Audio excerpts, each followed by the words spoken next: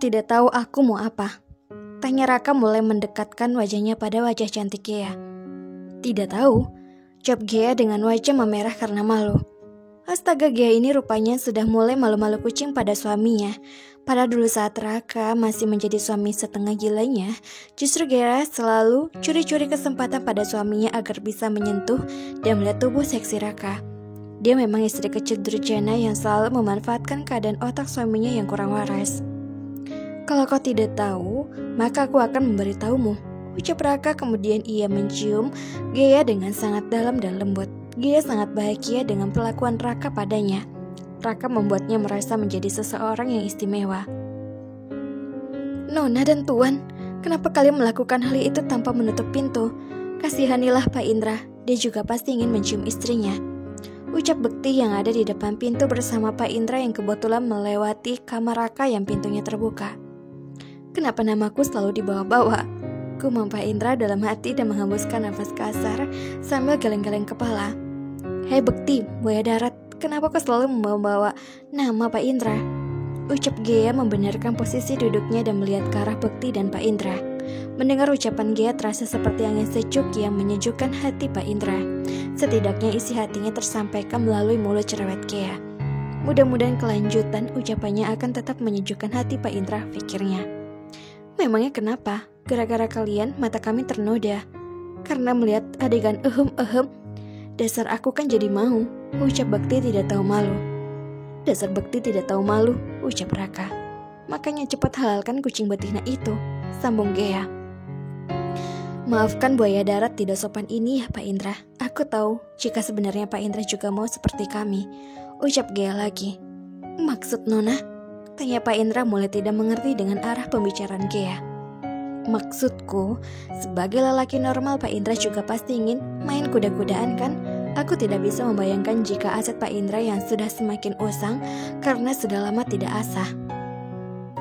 Ucap Gea, mulut laknatnya memang tidak pernah bisa disaring jika bicara.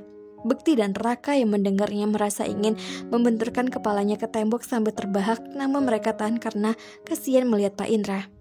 Astaga, kuatkanlah hatiku ini ya Tuhan, jerit Pak Indra dalam hati karena ucapan si Gea yang tadi terasa seperti angin sejuk, sekarang terasa seperti angin puting beliung. Ia meluluh lantahkan mentalnya. Istriku, sebaiknya kau pindah ke sini agar para makhluk hura-hara itu menghentikan membicarakanku, gumam Pak Indra dalam hati. Di apartemennya Bilar, terduduk sendiri dan termenung. Banyak sekali hal yang ia pikirkan. Ia juga ingin hidup dengan gadis yang ia cintai. Mimpi hidup bahagia dengan Lestari kini sudah menjadi kenangan. Bahkan untuk sekarang, Bilar tidak mau lagi merajut kasih dengan Lestari, wanita yang sudah sangat jahat padanya. Cinta tulus yang Bilar berikan tak pernah sekalipun ia anggap, dan yang lebih jahatnya jika selama ini Lestari hanya memanfaatkannya saja. Bilar juga ingin hidup bahagia seperti Raka dan Bekti misalnya, yang bisa berdampingan dengan wanita yang ia cintai dan juga mencintainya. Memikirkan hal itu membuat dada Bilar semakin sesak saja. Kapan itu akan terjadi padanya? Bahkan pria second sepertinya pun menginginkan gadis ori. Dasar kecebonggot tidak tahu malu, ia malah menginginkan wanita polos dan suci.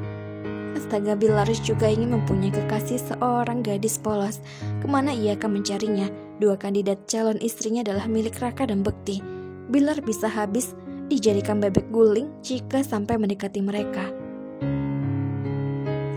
Gadis-gadis lucu yang menggemaskan. Ya ampun, otak kecebonggot itu kini sedang berkelana mencari seorang gadis polos yang ia inginkan. Gadis lucu yang mirip dengan Gea atau Bintang itu. Tapi di mana? Biar harus mencarinya. Astaga, aku juga ingin menikah, teriak Bilar. Kalau begitu menikahlah denganku, Bilar, ucap Lestari tiba-tiba sudah ada di apartemennya, berdiri di belakang Bilar. Bilar lupa belum mengganti kata sandi kunci apartemennya, hingga Lestari ini bisa masuk ke dalam apartemennya dengan bebas. Tidak, terima kasih atas tawaranmu, tapi aku tidak mau menikah denganmu, ucap Bilar dengan melihat Lestari sekilas. Bukankah kau sangat mencintaiku? Tanya Lestari. Dulu, Aku sangat mencintaimu sebelum cinta itu kau hapus dengan mudahnya dari dalam hatiku. Jawab Bilar masih dengan mode tidak bergerak, karena ia malas melihat wajah Lestari yang menyurutnya sekarang malah terlihat menyebalkan. Mudah sekali kau menghapus rasa cintamu padaku, Bilar, ucap Lestari dengan memasang wajah yang sangat sedih di hadapan Bilar. Sayangnya ia sama sekali tidak tertarik untuk melihat Lestari. Bukankah kau juga tidak membutuhkannya? Sudahlah, lebih baik kau pergi dari sini, usir Bilar. Bilar, ucap Lestari tidak terima dengan pengusiran Bilar. Wanita yang bertahta tinggi di hatinya itu kini tidak ada arti apa-apa lagi bagi Bilar. Saat Lestari mengatakan jika ia tidak pernah mencintainya sejak saat itulah, cinta Bilar seakan musnah begitu saja. Dengarkan aku, Lestari. Aku sudah tidak mencintaimu lagi. Aku ingin mencari gadis lain yang mencintaiku dengan tulus. Tidak cukup hanya cantik rupa saja. Aku juga menginginkan seorang gadis yang jujur, polos, dan juga sangat menggemaskan, ucap Bilar. Entah sadar atau tidak dia bicara seperti itu pada Lestari. Apa? Lestari terlihat kesal mendengar ucapan Bilar. Kau tidak tuli kan? Dan oh ya, kau itu tidak menggemaskan, bahkan tertawa dan tersenyum pun sangat jarang. Bahkan aku nyaris tidak pernah melihatmu tertawa, ucap Bilar jujur. Astaga Bilar, Lestari tidak terima dengan penuturan Bilar yang jujur itu, karena Lestari adalah gadis yang haus pujian dan belayan, pastinya egois dan selalu merasa jika semua pria mencintainya. Ia tidak terima jika ada yang mencelanya, telinganya hanya mau mendengar pujian saja. Dasar Lestari memanglah ya. Lestari hanya cantik di luarnya saja, tapi hatinya sangat Kecebong god bodoh ini baru menyadari jika wanita yang selalu ia puja hanya menginginkan asetnya saja ternyata. Padahal dulu Bilar mempunyai stok cinta unlimited untuk Lestari, tapi sekarang stok cinta itu sudah tidak berlaku karena tidak pernah dipakai. Pergilah pulang sana atau terserah mau kemana, usir Bilar lagi. Kau jahat Bilar, teriak Lestari, bahkan Lestari sama sekali tidak dipersilakan duduk oleh Bilar saat datang dan kini ia malah diusir dari sana. Terima kasih atas pujiannya, jawab Bilar santai. Kau memang gila, teriak Lestari lagi. Baiklah, besok aku akan periksa, jawabnya dengan santai sambil mengangkat bahunya. Astaga, karena kesal Lestari pun pergi dari sana dengan menghentakkan kakinya. Jangan lupa tutup pintunya. Aku takut kucing masuk, ucap Bilar. Bruk!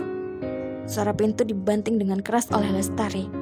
Awas saja, jika pintu rusak, aku akan minta ganti rugi, ucap Bilar lagi.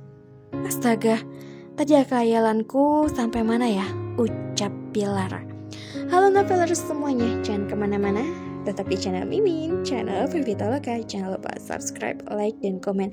Sesuai dengan janji Mimin, malam ini Mimin akan upload, dan benar Mimin upload karena Mimin tidak mau mengingkari janji Mimin kepada semua novelers yang sudah setia mendukung Mimin. See you next time, ketemu lagi di episode selanjutnya.